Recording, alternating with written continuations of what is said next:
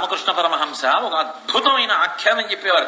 చాలా తేలికగా అర్థమయ్యేట్టు ఎంత అద్భుతంగా చెప్తారో చిన్న కథలే. వెనకటికి ఓ గురువు గారితో పాటు ఒక బ్రహ్మచారి వెడుతుండేవాడు. ఒకసారి అన్నాడు, గురువు గారు, నేను ఇక్కడ కూర్చుని బాగా శ్రద్ధగా తపస్సు చేద్దాం అనుకుంటున్నాను గురువు గారు అన్నాడు. గురువు గారు చాలా సంతోషించారు. మంచిదిరా నాయన, చక్కగా కూర్చుని తపస్సు చేసుకో. ఇక్కడ నువ్వు తపస్సు చేయడం అంటే అలా కూర్చుని తపస్సు చేస్తుంటే ఒక రోజున వాన వస్తుంది, ఒక రోజున ఎండ వస్తుంది. శరీరాన్ని రక్షించాలి కదా. శరీరం అద్యంకుల ధర్మసాధనం. ఇది ధర్మసాధనం, ఇది పడిపోతే ఎలా? దీన్ని కాపాడాలి. అందుకని 4 అరణ్యంలోంచి కర్రలు తెచ్చుకో, పాతు 4 కొబ్బరాకులు తాటాకులు తెచ్చుకో, పందిరి కూర్చో, దాని కింద చేసుకో తపస్సు. గురువుగారు ప్రేమతో చెప్పారు. ఆయన చక్కగా తీసుకొచ్చాడు. ఏదో 4 కర్రలు పాతాడు, 4 కొబ్బరాకులు వేసాడు, తాటాకులు వేసాడు, కూర్చుని జపం చేసుకున్నాడు. మరి మర్నాడు పొద్దున్న స్నానం చేయాలా? స్నానం చేశాడు. ఉన్నదేమిటి? కౌపీనం, ఓ గోచీ గుడ్డు ఆయనకి. ఉన్నవి 2 గోచీలు. ఓ గోచీ తీశాడు, తడిపాడు. ఇంకో గోచీ పెట్టుకున్నాడు. ఈ గోచీ తీసుకొచ్చి ఓ తాడు ముక్కో, ఓ అరిటాకో, ఓ తేగో ఏదో కట్టాడు, దాని మీద ఆరేశాడు. మరి ఆకలి అన్నది ఉంటుంది కదా. భవతి భిక్షాందేహి అని పక్క ఊళ్ళోకి వెళ్ళి భిక్షాటన చెయ్యాలిగా. ఆకలి తీరే వరకు భిక్షాటన చేసి వచ్చాడు. మళ్ళీ మధ్యాహ్నం స్నానం చేయాలిగా. స్నానం చేద్దామని చెప్పి స్నానానికి వెడుతూ ఈ గోచీ తీశాడు. అక్కడ ఎలకలు ఉన్నాయి, అవి అలా వెడుతూ కొరికేసి. ఎలా? పాపం ఆ గోచీతోటే ఏదో ఆ రోజు గడిపేశాడు. మర్నాడు ఊళ్ళోకి భిక్షకి వెళ్ళినప్పుడు, అమ్మ 2 గోచీలు కూడా ఇద్దరు అన్నాడు. వాళ్ళు ఏదో 2 గోచీలు కూడా ఇచ్చారు. మళ్ళీ తెచ్చాడు, ఆరేశాడు. ఎందుకైనా మంచిదని ఓ గోచి ఇక్కడ, ఓ గోచి అక్కడ అన్నాడు. ఎలకలకి దూరం ఏంటి? మళ్ళీ కొరికేసి. ఎలా? రోజు వెళ్ళే అమ్మాయి కమలం, ఓ గోచీ గుడ్డ కూడా అనేవాడు. వాళ్ళు చూసి అన్నారు, ఈ రోజు గోచీలు కూడా ఏంటి? ఎక్కడి నుంచి తీసుకురాను నీకు? ఒక పని చేయండి, మీకు ఎందుకు రోజు గోచీలు అంటే ఏం చేయను? ఎలకలు కొరికేస్తున్నాయి వాటిని.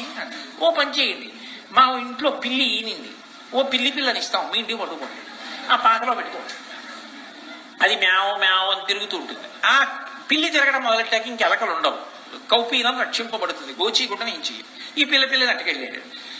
ఆ మర్నాడు ఊళ్ళోకి వచ్చినప్పుడు, అమ్మ నాకు ఒక కబలం పిల్లిక్కింది పాలు. ఓ రోజు పాలు ఎక్కడ ఇస్తాం? అవి విరిగిపోతాయి ఒక్కొక్క రోజున, ఇబ్బంది కదా. పిల్లి మళ్ళీ ఆకలి వేస్తే నీ చుట్టూ మేవ మేవ అని తిరుగుతుంది. ఎక్కడ తెస్తావు? రోజు పాలు ఎక్కడ తెస్తాం కానీ ఒక ఆవుని ఇచ్చేస్తాం, పట్టుకెళ్ళిపోండి అని చెప్పి ఆవునిచ్చారు. ఆ ఆవుని పట్టుకెళ్ళాడు. ఇప్పుడు ఆవు, పిల్లి, ఎలకలు, గోచీగుడ్డలు, దండాలు, ఓ పందిరి. ఆవు పాలు సాయంకాలం పితికేస్తే ఇచ్చేస్తుంది రోజు గడ్డి. పోనీ అడవిలో వదిలిస్తే పులి తినేస్తే లేనిపోని ప్రారంభం. అందుకని మళ్ళీ వెళ్ళినప్పుడు, అమ్మ పాలక్కర్లేదు పిల్లికి, ఆవుకింత గడ్డి నాకింత కబడం అన్నాడు. రోజు గడ్డి ఎక్కడిస్తానయ్యా బాబు నీకు? ఇదిగో మీ ఉంటున్నటువంటి ఆశ్రమం పక్కనే 2 ఎకరాల పొలం ఉంది, మీ పేరు మీద రాసి ఇచ్చేస్తున్నాం, అక్కడ కాస్త గడ్డి పొలం వేసుకోండి, వేసుకుని మీరు కూడా వర్షాకాలంలో రావక్కల్లా, ఏదో ధాన్యం పండించుకోండి, చక్కగా ఆ గడ్డి ఆవుకు పెట్టుకోండి అన్నాడు. మరి పొలం దున్నాలి, వాన వచ్చేసేట్టుంది. పొలం దున్నాలి, పొలం తను ఒక్కడు ఎలా దున్నుతాడు? ఓ 4 పాలేర్లు. అక్కడి నుంచి వాళ్ళకి ఏదో పండిన దాంట్లో ఇంత ఇస్తాను. అది విరగ కాసేసింది, పక్క ఎకరాలు, ఏమన్నా అది కూడా తీసుకుని మనం కడితే బాగుంటుందండి. బోలెడంత పొలం, బోలెడంత మంది పాలేర్లు, ఇతల పాడి. ఆ ఆవు అలా ఉంటుంది ఏమిటి? అది దూడలు నెట్టేసింది. బోల్డమ్మ ఆవులు, ఎద్దుల కోసం బళ్ళు, బళ్ళ మీద సామాగ్రులు, ఇవన్నీ కోసి తెచ్చినవి, వీటి మీద వ్యాపారం, డబ్బు, bank account, ATM card, cheque book, ఇవన్నీ దాచుకోవడానికి ఒక పెద్ద డాబా. ఇవన్నీ ఉన్న తర్వాత ఒక్కడు చేసుకోలేక ఇబ్బంది అయిపోతోందని పెళ్లి చేసుకున్నాడు. ఒకళ్ళు వచ్చి పిల్లనిస్తా అన్నారు, పెళ్లి అయిపోయింది, పిల్లలు పుట్టారు, అప్పో పెద్ద ఐశ్వర్యవంతుడు అయిపోయాడు. అయిపోయిన తర్వాత గురువు గారు కొన్ని ఏళ్లు పోయాక అటు వచ్చాడు. ఇదేమిట్రా, ఇక్కడ పందిరి కదా వేసుకోమన్నా, ఇంత మేడుంది, ఇంతమంది పిల్లలు, ఈ భార్య, ఈ నౌకర్లు, ఈ ఐశ్వర్యం ఏమిటిదంతా అని ఆశ్చర్యపోయి, బాబు ఇక్కడ ఓ బ్రహ్మచారి ఉండేవాడు జపం చేసుకుంటూ, ఎక్కడున్నాడని అడిగాడు. ఆ నౌకరు ఆశ్చర్యపోయి నోరిలా వెళ్ళబెట్టాడు. ఏమని చెప్తాడు ఈ కథ అంతా? అయితే ఆయనే చొరవ చేసి లోపలికి వెళ్ళాడు. శిష్యుడు మంచి పట్టు పీతాంబరం కట్టుకుని తిరుగుతున్నాడు. ఉసేయ్ అని భార్యతో పిల్లలతో మాట్లాడుతూ. గురువుగారు వెళ్ళి అన్నారు, ఒరే నేను పందిరేసుకు జపం చేయమన్నాను కదా, ఇవన్నీ ఏమిటిరా అన్నారు. గురువుగారు గుర్తొచ్చింది, గోచీగుడ్డ కాపాడుకోబోయానండి, ఇవన్నీ వచ్చాయి. కౌపీన సంరక్షణార్థం మొదలుపెట్టింది ఇంత సంసారం. జపం ఏమైంది? ఆశ్రమం ఏమైంది? నువ్వు ఎందుకు వచ్చినట్టు గృహస్థాశ్రమంలోకి?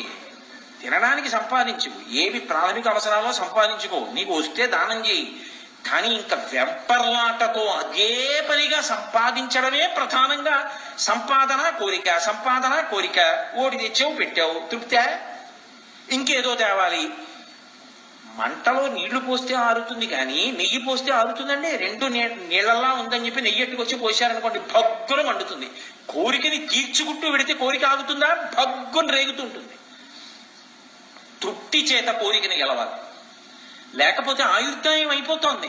ఇవన్నీ అక్కర్లేని పరువులన్నీ తీసావు. 5 మేడలు కొన్నావు, 100 ఎకరాల పొలం కొన్నావు, మంచిదే, నేనేమీ తప్పటట్లేదు, నాకేం బాధ లేదు, నేను ఈర్ష్య పట్టలేదు. కానీ ఇది వెంపర్లాట కింద నీకు మారిపోతే ఆయుర్దాయం ఏమైపోయింది? పోయింది. ఒక రామ అన్నది లేదు, కృష్ణ అన్నది లేదు. పైగా అంటాడు, రిటైర్ అయిపోయిన తర్వాత ఇంకా కృష్ణ రామ అనుకుంటూ కూర్చుంటానండి అంటాడు. రిటైర్ అయిపోయిన తర్వాత ఏమంటాడు? సరే ఎందుకు బాగుంటుంది అవన్నీ. కానీ కాబట్టి ఇంకా అలా సంపాదన సంపాదన సంపాదన అంటూ వెళ్ళిపోతే చిట్ట చివరికి ఎక్కడ తేలుతాడు? ఆగుతాడు. యమధర్మరాజు గారు ఊపిరి అయిపోవలసిన సమయం వచ్చేసింది, నిర్మోహమాటంగా పట్టుకెళ్ళిపోతాడు.